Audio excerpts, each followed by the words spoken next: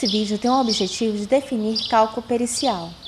Vários são os fins para quais são utilizados os cálculos periciais. Como prova que eles podem ser, é preciso que se baseie em elementos verdadeiros e competentes. Podemos definir cálculo pericial em perícia contábil como sendo a utilização de tecnologia, matemática, financeira e estatística para verificar determinados fatos relacionados ao objetivo da lide. O objetivo desses processos é proporcionar domínio dessas áreas e facilitar a sua utilização nos processos que dependem de cálculos periciais.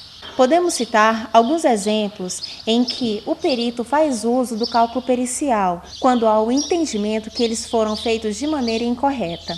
Podemos citar alguns exemplos que o perito pode fazer uso de cálculos periciais, quando há o entendimento que eles foram feitos de maneira incorreta. Alguns exemplos são correção monetária trabalhista, empréstimo compulsório, FGTS, cálculos tributários, cálculos trabalhistas e atualizações de crédito ou obrigação em moeda estrangeira. Elaboramos um questionário abordando alguns métodos utilizados para comparação de valor. Alguns deles são Índice Nacional de Desenvolvimento do Consumidor, INPC, que foi criado inicialmente com o objetivo de orientar os reajustes dos salários dos trabalhadores. Tabela Price, que foi criada em 1771 por Richard Price, com o objetivo de apresentar prestações iguais. O método hamburguês de pagamento tem o objetivo de determinar o valor das prestações e, por objetivo, remunerar empréstimos de uma taxa de juros simples. Método de amortização simples, abreviado MAJS, é o cálculo de métodos de juros simples.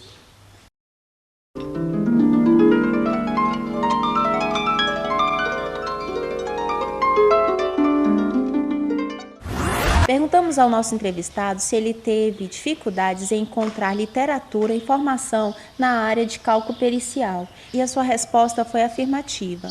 Quisemos saber se sempre em que é feita a perícia envolvendo cálculo pericial, é necessária a utilização da tabela Price quando implica na capitalização de juros. A resposta foi negativa, porque depende da forma de pactuação.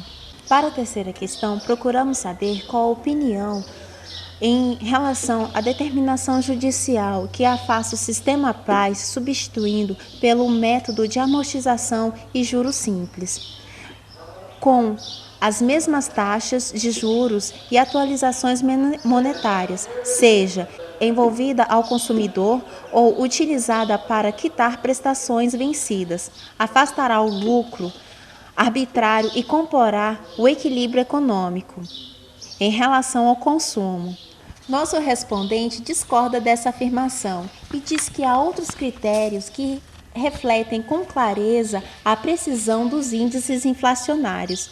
O nosso próximo questionamento é saber qual o melhor método utilizado para efetuar os cálculos periciais, se pela tabela Price, método de amortização, método hamburguês ou juros simples. E ele nos respondeu que é o INPC, Índice Nacional de Preços ao Consumidor.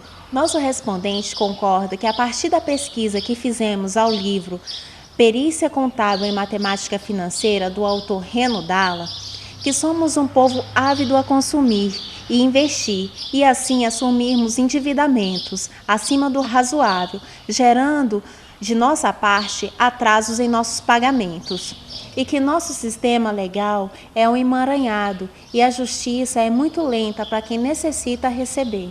Tivemos resposta afirmativa quando perguntamos se o Copom, Comitê de Políticas Monetárias, vem facilitando os empréstimos. A partir da afirmação que se trata de empréstimo a longo prazo, a taxa de juros vem variando ao longo dos anos. Em 2002, era de 9,5% e passou, por causa da crise financeira que o país vinha atravessando, para 10% ao ano. Em 2007, era de 6,5% ao ano e hoje, em 2010, gera em torno de 6% ao ano.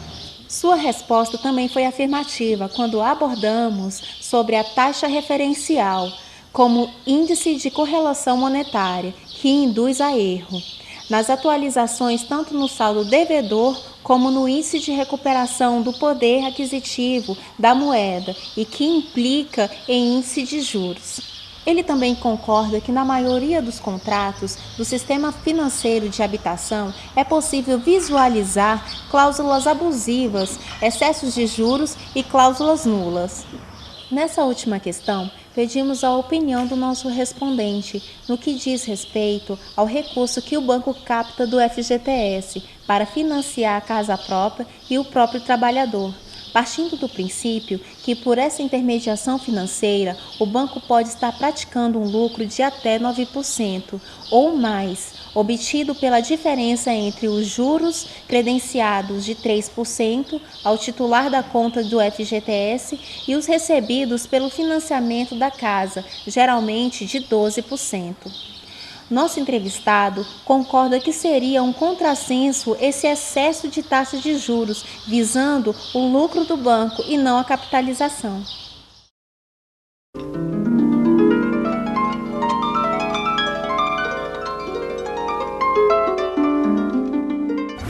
Concluindo, fizemos um breve passeio sobre cálculo contábil pericial, apresentando uma pequena parcela desta área que necessita tanto de pesquisas e estudos para o melhor entendimento do profissional.